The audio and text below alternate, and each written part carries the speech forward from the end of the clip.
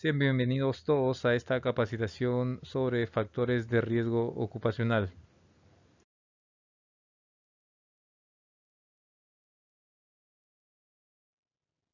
Se entiende bajo esta denominación la existencia de elementos, fenómenos, ambiente y acciones humanas que encierran una capacidad potencial de producir lesiones o daños materiales y cuya probabilidad de ocurrencia depende de la eliminación y o control del elemento agresivo.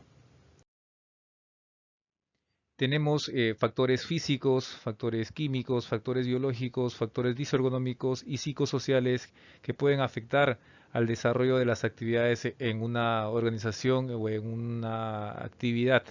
Dentro de los factores físicos tenemos el ruido, las presiones, la temperatura, iluminación, vibraciones, radiación ionizante y no ionizante, temperaturas extremas, radiación infrarroja y ultravioleta.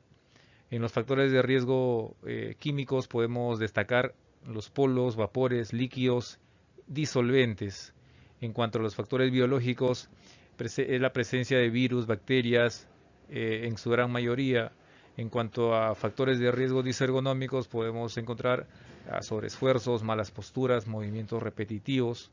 En cuanto a los factores de riesgo psicosociales, podemos mencionar al bullying, el mobbing, el acoso sexual, el estrés, la sobrecarga de trabajo como principales factores.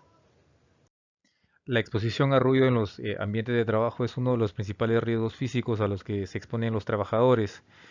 Como se puede apreciar en la imagen, a medida que el ruido vaya siendo más intenso, es decir, los niveles de los decibeles vayan subiendo, mayor grado de afectación podría tener nuestro oído, ¿no?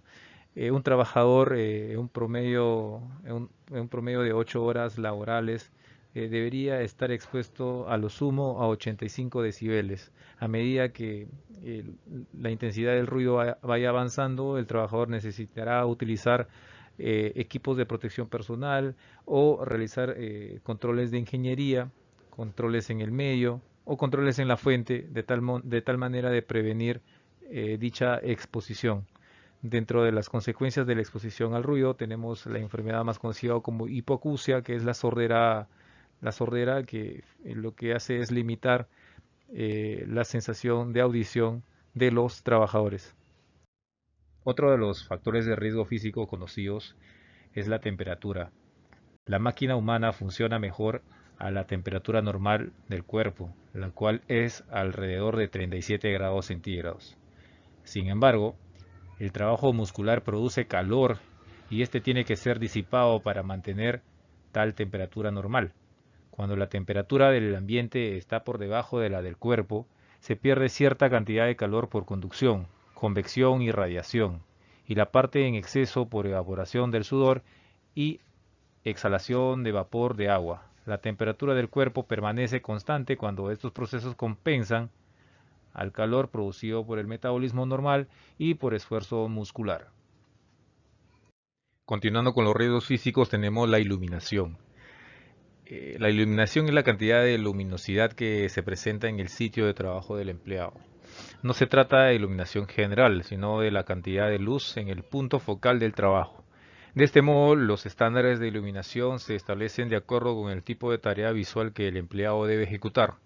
Cuanto mayor sea la concentración visual del empleado en detalles y minucias, más necesaria será la luminosidad en el punto focal del trabajo. Como se puede apreciar en la tabla, tenemos diferentes tipos de iluminación y para cada tipo de trabajo que vayamos a emprender o a desarrollar, vamos a tener necesidad de determinados luxes. Por ejemplo, si solamente la actividad depende para una orientación simple y visitas temporales en el ambiente, tendremos un requerimiento de 50 luxes. Para ambiente de trabajo con tareas visuales ocasionales, 100 luxes. Para trabajos de mediana precisión, 200 luxes. Para trabajos con precisión, 500 luxes. Finalmente revisaremos dentro de los factores físicos el tema de vibraciones, que forma parte de la higiene industrial. No, vibraciones básicamente lo tenemos cuando el sistema músculo esquelético del cuerpo empieza a trabajar de forma agresiva.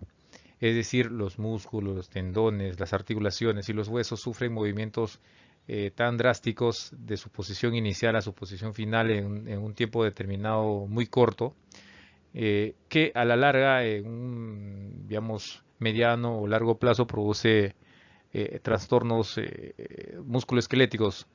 Dentro de las principales enfermedades que podemos citar está el tema de traumatismos en la columna vertebral, dolores abdominales y digestivos, problemas de equilibrio, dolores de cabeza, trastornos visuales, todos efectos de la vibración. Factor de riesgo químico, tenemos en este caso los polos. El problema del polo es uno de los más importantes, ya que muchos polos ejercen un efecto de deterioro sobre la salud y así aumentar los índices de mortalidad por tuberculosis y los índices de enfermedades respiratorias. El polo es un contaminante particular capaz de producir enfermedades que se agrupan bajo la denominación genérica de neumoconiosis. Esta enfermedad es la consecuencia de la acumulación de polvo en los pulmones y de la reacción de los tejidos a la presencia de estos cuerpos exógenos. En esta imagen se puede apreciar cómo el tema del polvo ingresa a nuestro organismo, ¿no? Puede ingresar a través de la vía aérea, es decir, a través de nuestra boca y nuestra nariz, ¿no? En la imagen pueden reconocer cómo la boca, la lengua, la faringe, el esófago, la tráquea, los bronquios y bronquiolos y los alveolos forman este conjunto del sistema respiratorio que lo que hace es recepcionar los polos y vapores y humos que el organismo pueda captar del exterior. En la siguiente tabla podemos ver una clasificación de tipos de polvo, ya sea orgánicos o inorgánicos, en qué materiales se puede encontrar, el tipo de enfermedad a la cual se puede estar expuesto y la reacción pulmonar, ¿no? Es una información del Centro Canadiense de Seguridad y Salud en el Trabajo.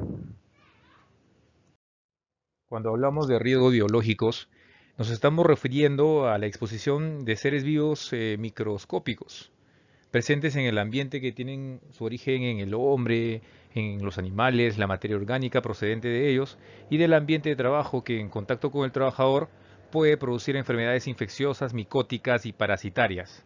Las más comunes son los virus, las bacterias, los hongos, parásitos y algunos tipos de plantas. Cuando nos referimos a factores de riesgo disergonómicos son aquellos producidos por una inadecuada relación entre el hombre y la máquina o su puesto de trabajo. Estos se pueden producir a través de esfuerzos o posturas. En cuanto a esfuerzos, el levantamiento de cargas incorrectas o el transporte de carga también incorrecta, ¿no? Las posturas, diseño de puestos de trabajo inadecuados, diseño de herramientas inadecuadas. Disergonomía, o sea, no se cumple la ergonomía. Llegamos a revisar ahora los riesgos psicosociales. No por estar al último significa que este factor de riesgo es menos nocivo, ¿no? Sino al contrario, es uno de los factores que son menos tocados, menos desarrollados en las empresas o organizaciones y que afecta directamente a la psiquis del trabajador. Últimamente con el tema de la pandemia y el COVID-19, lo que ha hecho es incrementar los factores de riesgo en los trabajadores.